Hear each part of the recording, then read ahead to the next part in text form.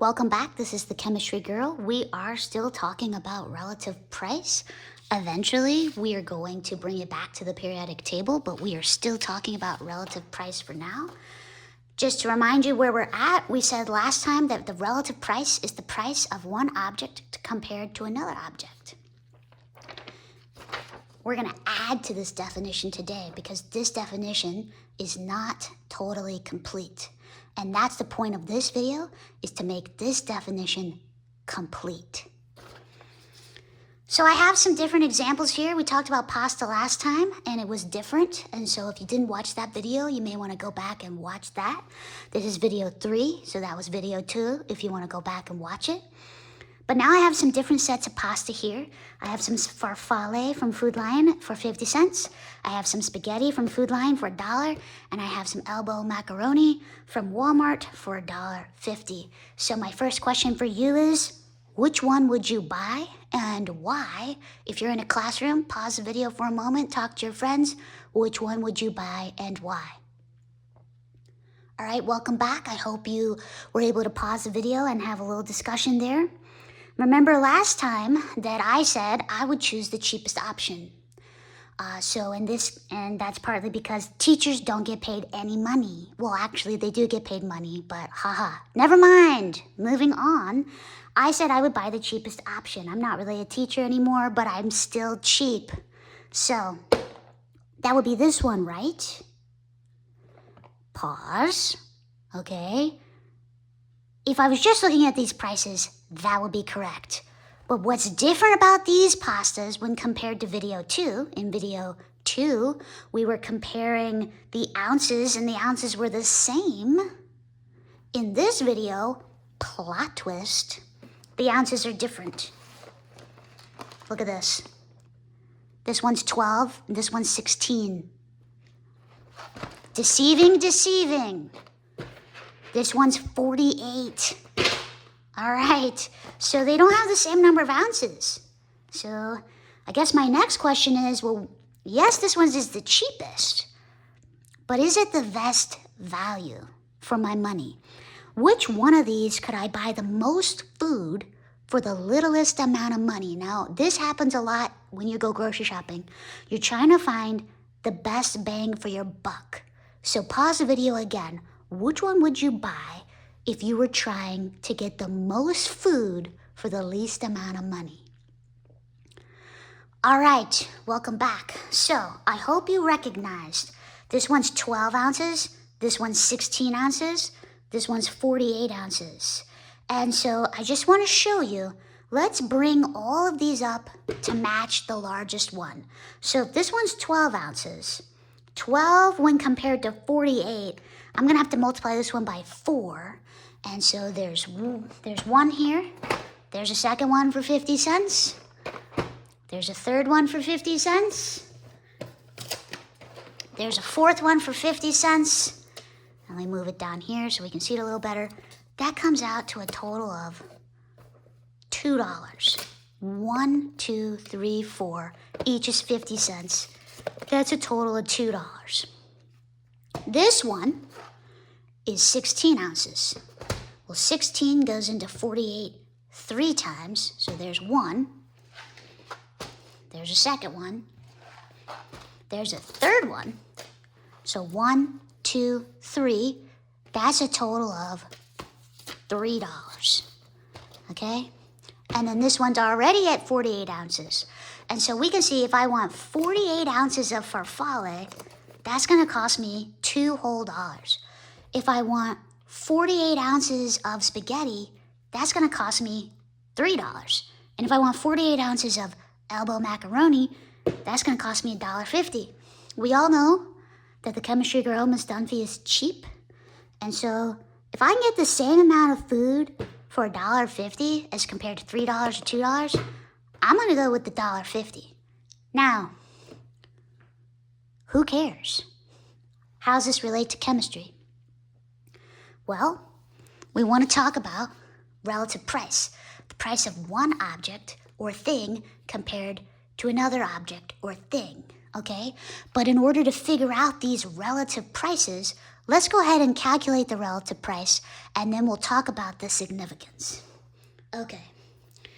The price of one object or thing compared to another object or thing. So what I want to do, I'm going to use blue. I want to calculate the relative price of each compared to the cheapest. Now, I think that last part of the sentence is the most important part because we're comparing each of these to the cheapest price. The cheapest price in this scenario is $1.50. So we're going to compare $2 to $1.50. We're going to compare $3 to $1.50. And we're going to compare $1.50 to $1.50. Now, how are we going to do that? To compare $2 to $1.50, we're going to take the $2 and we're going to divide it by $1.50. And we get about 1.3. That would be for the farfalle. The relative price of the farfalle is 1.3. That goes for the farfalle. Now, if I'm looking at $3 compared to $1.50,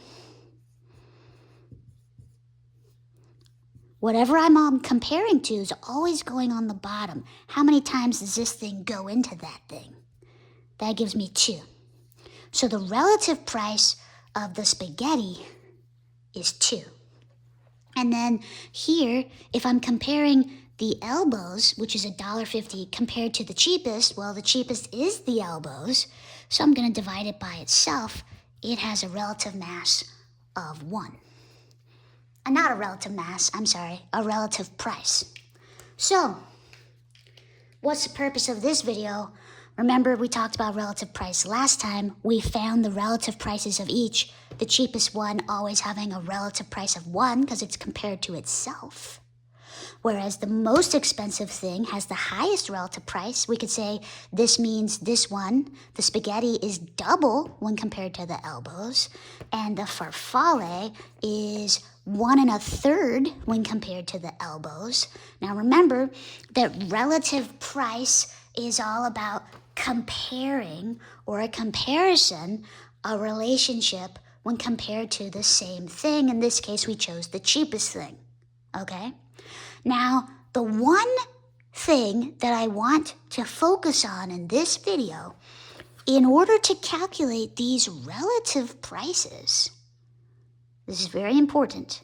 In order to calculate these relative prices, what did we do? We made sure that the ounces matched. So if we only chose one box of each, the ounces are not the same. So we can't calculate a relative price. But what we did is we stacked up 48 ounces of farfalle, 48 ounces of spaghetti, and 48 ounces of elbows. And once we had the same number of ounces, then we were able to compare them to each other. That's what they do when they give you a unit price in the store. They're comparing the same amount of one thing compared to another thing. This is very important. And we need to add to our definition of relative price an assumption, or more so a stipulation or a requirement. There's one requirement in order to calculate the relative price of one thing when compared to another thing.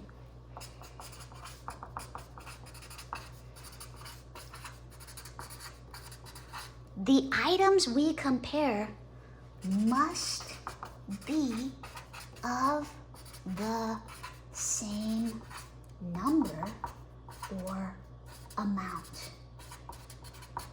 This requirement is of monumental importance. We couldn't calculate their relative prices unless we had the same number of ounces of pasta, okay? So in order to calculate anything relative to another thing, the items we compare must be of the same number or amount. we must make them equal in number or amount. And that's what we did by making sure we had 48 ounces of farfalle, 48 ounces of spaghetti, 48 ounces of elbow macaroni. We were trying to make sure that the items had the same number of ounces. Now that we understand relative price, in the next video, we're gonna learn how this relates to atoms on the periodic table. Watch the next video now. Have a great day. Hi, this YouTube channel is called The Chemistry Girl, and my name is Miss Dunphy. I used to be a chemistry teacher for the past 9 years at a local high school. I recently changed careers, and now I work at a nuclear power plant as a nuclear chemist technician. However, I still love teaching and learning, and I'm creating my own tutoring business called The Chemistry Girl. And so if these videos have helped you and you're looking for a physics or chemistry tutor at the either high school or at the college level, please get in contact with me. There's 2 different ways you could do that. Number 1, you could either click on my YouTube profile link, and that brings you to my website where you can get in contact with me that way. Or you could email me at thechemistrygirl1@gmail.com. I really hope these videos have helped you. Please like and subscribe. Have a great day.